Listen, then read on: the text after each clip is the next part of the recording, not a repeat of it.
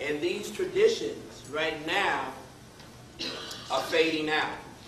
When I first went down to Mississippi about 10 years ago, there was only 2 people in the country that were known to play this instrument. One in Alabama, an older man who I never met, but I spoke to over the phone, who might still be alive. He also is a person who makes the fife, which is an African-American bamboo flute, which follows the traditions of African flute. And so right now we're looking at maybe a handful of people. Maybe there's 10 people. Maybe there's 15 people who play this particular type of instrument, but it's endangered. And it's very important, I think, that an effort be made to try to find out who these people are, and to document this type of information, and to find out about more of the true connection between these instruments and the instruments and the cultures of Africa, so that it can be kept alive. Because from this, you got heavy metal, you got rock and roll, you got R&B, you got jazz, you got blues music. And I think that, you know, there's a lot of talk about the slavery of the 16, 17, 1400, 1800s, but there's a form of slavery right now when you have traditions like this right in front of you, inside of a society where you have the internet, where people can go to other planets, but they're not taking heed to traditions, because through the blues and through music, we are able to tell stories, we're able to spread news, we're able to teach people and to heal people. So I think it is very, very important that more of an effort be made in trying to, and there are people out there doing the research, but it's not enough. These are bones. I remember when I was a young man, my father used to put these between his hands and play these. These are rib bones. And this goes back to the days when we got off the boat in this country. A lot of people would use pig, but I don't eat pig, so my rib bones are made out of cow. Okay, but you can play these. Nowadays, you can't find these unless you make them, but you can go into a music store and find fake or cheaply made plastic ones, okay, called rhythm bones with a trademark registered in it. Okay. So this is also a tradition that goes back to Africa. I've seen videos and family. I haven't been to South Africa, but there are people in South Africa who have this tradition. I'm sure. Do you have this in West? Have you seen this in West Africa or Central Africa? Anyone here? Anyone have any more information? Okay. Now, what is this?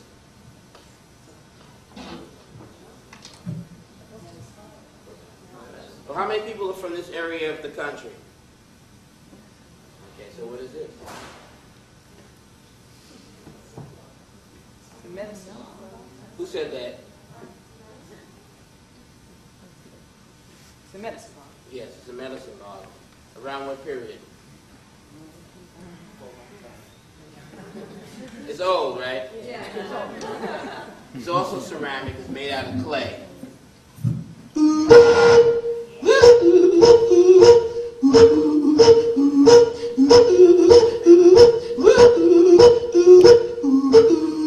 And the connection is this. Can you see?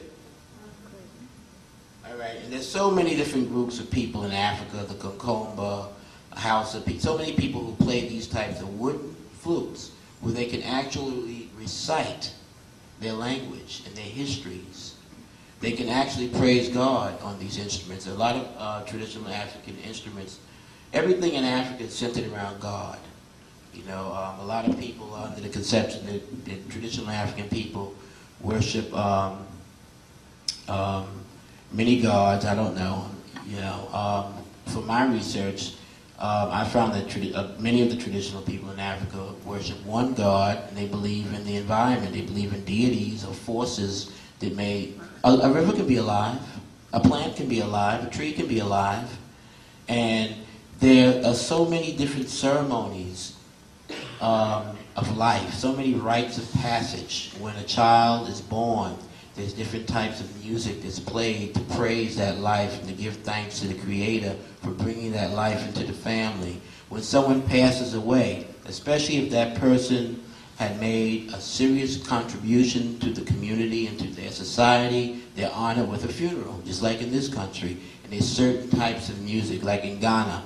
If a king or a big person goes, you have Fotum From, you have Kete, Adoa, you have all of the different orchestras and the various master dancers who will come out to praise that person and to give thanks to the Creator and ask for more people like that person. Well, this little flute here was taken away from us, but we would pick up a bottle, a Coca-Cola bottle, any type of bottle. This is filled with water, so you can tune it. And a lot of the music that you hear, like heard in the 60s, early 70s, Herbie Hancock used the percussionist by the name of Bill Summers. And he used a beer bottle, a Heineken bottle. I don't know if there was beer or water in it, but a lot of the music that he was playing on the bottles can be traced back to the Twa people in Central Africa.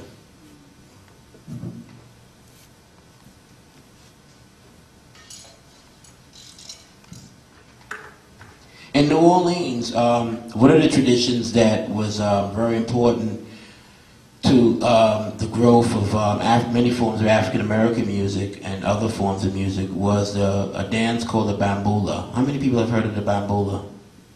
Okay. Well, how many people are aware that the Bambula is also a drum?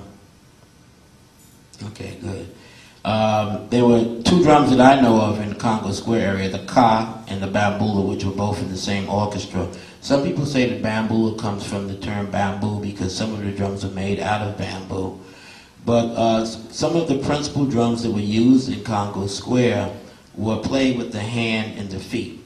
And those of you who know a little bit about African music are familiar with the fact that drums can be played with the hands and the feet. Not only in Africa, but also in Congo Square. Also in Haiti, there's a drum called the Juba. There's a dance called the Juba. There also is a dance here in the United States called the Juba.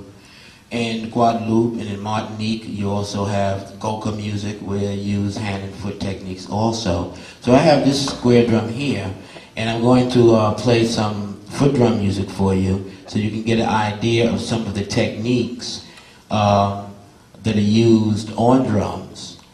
And it's very important that, see, when you look at the modern day drum set, traps, you notice that there's usually a hi-hat cymbal, a crash cymbal, a ride cymbal, and in jazz, they have what you call the swing, when you're riding the cymbal. And that really is the bell player that you would find in a lot of West African music. For instance, if you were to go into Nigeria and listen to some of the music that's performed or played for the Orisha, the deities there, you'll find that they have a bell called agogo. If you were to go into Brazil today, you'll find that in many of the samba orchestras, they have a bell just like this, except it's silver. And they also call it agogo because a lot of the enslaved Africans who were stolen and brought over to Brazil came out of Nigeria. Not just Nigeria, but there was a large influx of Africans who came into Brazil from Nigeria, and they kept certain traditions alive. And if you go into Haiti, you find that in the Rada music, which comes out of their voodoo traditions, from the Fon people of the ancient empire of Dahomey, you find that they usually always have a bell in their orchestra also, keeping the time. If you go into Suriname, where they have maintained some of the traditions of the Akan people, because a lot of the people taken to Suriname were taken out of Ghana, you find that they use a bell or a piece of iron also to accompany their drums, their principal drum being the apinti. And the principal drum that you will find in, well, not principal, but one of the principal supporting drums that you will find in Fotum From or Adoa is apintama, the apintama drum, which is one of the supporting drums for the Ntumpan or the big Boma drums. And the bell is the heartbeat or the timekeeper in a lot of West African ensembles.